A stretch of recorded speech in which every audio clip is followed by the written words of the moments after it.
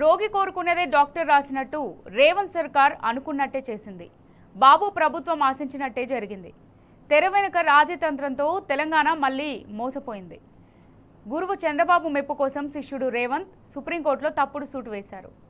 ఇంకేముంది, బనకచెర్లపై తెలంగాణ ప్రభుత్వం వేసిన దావాను సుప్రీంకోర్టు తిరస్కరించింది.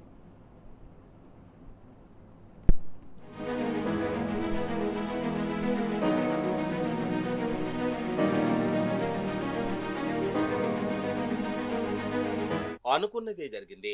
బనకచెర్లకు రేవంత్ సర్కార్ సహకరిస్తుందనే విషయం మరోసారి తేటతెల్లమైంది. కాంగ్రెస్ ప్రభుత్వం కావాలనే అనేక లోపాలతో బనకచెర్లపై సుప్రీంకోర్టులో పిటిషన్ దాఖలు చేసింది. ఈ విషయాన్ని అత్యున్నత ధర్మాసనమే తేల్చి చెప్పింది. ప్రాజెక్టుపై విచారణ తిరస్కరించింది. లోపాలను సవరిస్తేనే విచారిస్తామని తేల్చి చెప్పింది. మొదటి నుంచి ఏపీ ప్రతిపాదనలపై సై అంటున్న రేవంత్ ప్రభుత్వం సుప్రీంకోర్టులో సైతం ఉద్దేశపూర్వకంగానే లోపాలతో కూడిన పిటిషన్ దాఖలు చేసిందనేది తేలిపోయింది. సర్వోన్నత న్యాయస్థానం వ్యాఖ్యల నేపథ్యంలో తెలంగాణ నీటి రంగ నిపుణులు సైతం ఇదే విషయమై నిప్పులు చెరుగుతున్నారు.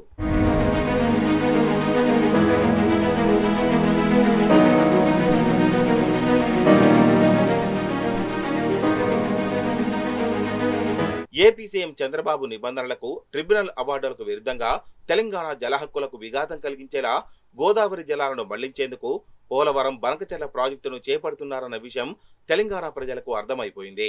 ఏపీ చేపట్టిన ఈ ప్రాజెక్టును రేవంత్ సర్కార్ మొక్కుబడిగా వ్యతిరేకిస్తూ సుప్రీంకోర్టును ఆశ్రయించింది. పోలవరం ప్రాజెక్టు, గోదావరి నీటి వినియోగం, బనకచెర్ల అనుసంధాన అంశాలపై అభ్యంతరాలు వ్యక్తం చేస్తూ సూట్ దాఖలు చేసింది. ఈ పిటిషన్ను జస్టిస్ విక్రమ్నాథ్, జస్టిస్ సందీప్ మెహతాలతో కూడిన ద్విసభ్య ధర్మాసనం సోమవారం విచారించింది. విచారణ ప్రారంభం కాగానే సుప్రీంకోర్టు రిజిస్ట్రీ సమర్పించిన ఆఫీస్ రిపోర్టును ధర్మాసనం ప్రస్తావించింది. పిటిషన్లో లోపాలున్నాయని, ప్రతివాదులకు నోటీసులు అందజేసే ప్రక్రియ ఇంకా పూర్తి కాలేదని చెప్పింది. ఈ కేసును విచారించలేమని, ఆఫీస్ రిపోర్టులో లోపాలను సవరించాల్సిందేనని స్పష్టం చేసింది.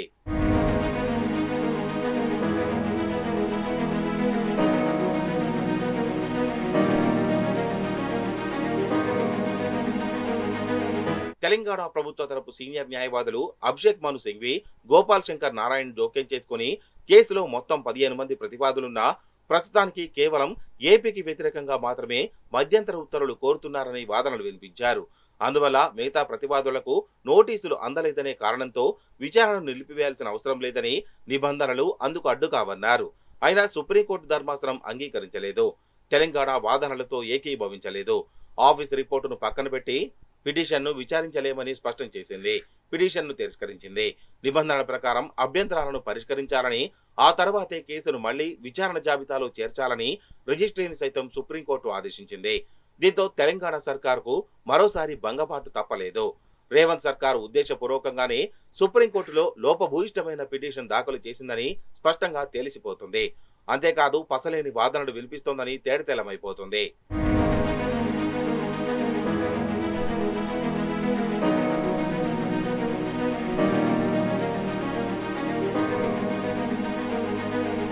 ఏపీ చేపట్టిన పోలవరం బనకచెర్ల ప్రాజెక్టుకు ఆది నుంచి రేవంత్ ప్రభుత్వం సహకరిస్తుంది. అందరికంటే ముందుగా చర్చల కోసం రేవంత్ ఉత్సాహం చూపారు. ఏపీ సీఎం చంద్రబాబును ఆహ్వానించి మరీ చర్చలు జరిపారు. ప్రాజెక్టుకు కేంద్రం మధ్యవర్తిత్వం వహిస్తుండగా వ్యక్తిగత, రాజకీయ స్వార్థం కోసం రాష్ట్ర ప్రయోజనాలను పణంగా పెడుతూ ఆ ప్రణాళికలకు దాసోహమన్నారు. రేవంత్ వ్యవహారాన్ని తెలంగాణ నీటి రంగ నిపుణులు, ప్రతిపక్ష బీఆర్ఎస్ నేతలు ఎప్పటికప్పుడు నిలదీస్తూనే ఉన్నారు. నిజాలను, రేవంత్ సర్కార్ ద్రోహాన్ని బయట పెడుతూనే ఉన్నారు. దీంతో కాంగ్రెస్ సర్కార్ ప్రాజెక్టుపై మొక్కుబడిగా వ్యతిరేకత వెల్లడిస్తోంది. తాజాగా లోపాలతో కూడిన పిటిషన్ వేయడంతో మరోసారి ఇదే విషయం స్పష్టమైంది.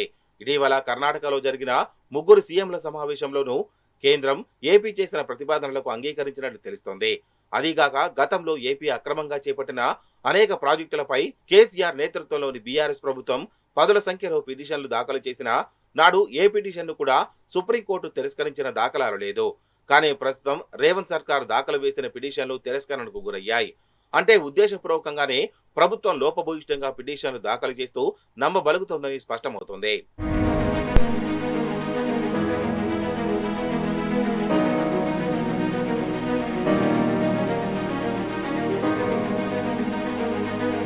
పోలవరం బనకచెర్ల ప్రాజెక్టుకు ఏపీ సర్కార్ డిపిఆర్ తయారు చేసేంత వరకు రేవంత్ సర్కార్ మౌనంగానే ఉంది. డిపిఆర్ టెండర్లు ముగిసి అవార్డు అయిన తర్వాత తెలంగాణ సమాజం నుంచి వ్యతిరేకత వెల్లువెత్తడంతో హడావుడిగా సుప్రీంకోర్టులో పిటిషన్ దాఖలు చేసింది. అదే రిట్ పిటిషన్ వేసింది. కేసు నిలవబోదని, పోలవరం ప్రాజెక్టు అనధికార విస్తరణపై పిటిషన్ వెయ్యాలని, సవాల్ చేయాలని న్యాయ నిపుణులు, ఇంజనీర్లు సూచించిన పెడజేవని పెట్టింది. ఒకవైపు పిటిషన్ వేసిన రేవంత్ సర్కార్ మరోవైపు బనకచర్లపై చర్చలకు సిద్ధమైంది. కమిటీ ఏర్పాటుకు అంగీకరించింది. ఇదే విషయాన్ని నాడు సుప్రీంకోర్టు తీవ్రంగా తప్పుబట్టింది. జల వివాదాల పరిష్కారానికి కమిటీ వేసుకున్న తర్వాత 3 నెలల్లో కమిటీ నివేదిక వచ్చే వరకు ఆగాలి కదా, కోర్టుకు ఎందుకు వచ్చారని రేవంత్ సర్కార్ను దులిపేసింది. పోలవరం నల్లమల సాగర్ లింక్ ప్రాజెక్టుపై స్టే ఇచ్చేది లేదని ఖరాఖండిగా తేల్చి చెప్పింది. ఏకంగా తెలంగాణ రాష్ట్రం దాఖలు చేసిన పిటిషన్ విచారణ అర్హతను అత్యున్నత ధర్మాసనం ప్రశ్నించింది. సివిల్ వివాదమని తేల్చి చెప్పింది. దీంతో నాడు రిట్ పిటిషన్ను వెనక్కి తీసుకున్న కాంగ్రెస్ ప్రభుత్వం సివిల్ సూట్ దాఖలు చేసేందుకు సిద్ధమైంది. గత అనుభవాల దృష్ట్యా అన్ని విధాలుగా అధ్యయనం చేసి పిటిషన్ దాఖలు చేయకుండా మొక్కుబడిగా రిట్ పిటిషన్ దాఖలు చేసింది. వెరసి తాజాగా ఆ పిటిషన్ను విచారించలేమని, అనేక లోపాలున్నాయని సుప్రీంకోర్టు తేల్చి చెప్పడం కాంగ్రెస్ ప్రభుత్వ తీరుకు అద్దం పడుతోంది. దీంతో రేవంత్ సర్కార్ బనకచర్ల కోసం ఏపీకి ఎంతగా సహకరిస్తుందో తేలిపోతోంది.